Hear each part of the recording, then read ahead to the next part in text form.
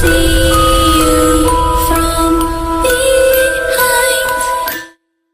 వీడియోలో కనిపించింది నిజంగా దయ్యమా?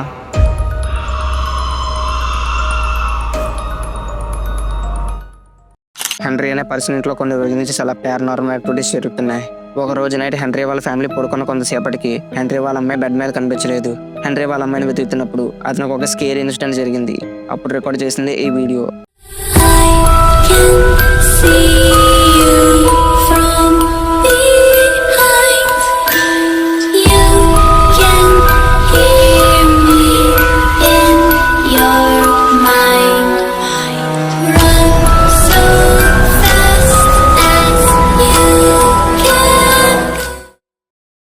ఈ వీడియో రియలా ఫేకా? మీ ఒపీనియన్ ఏంటో కామెంట్స్లో షేర్ చేయండి. ఈ వీడియో మీకు నచ్చితే లైక్ చేయడం మర్చిపోకండి.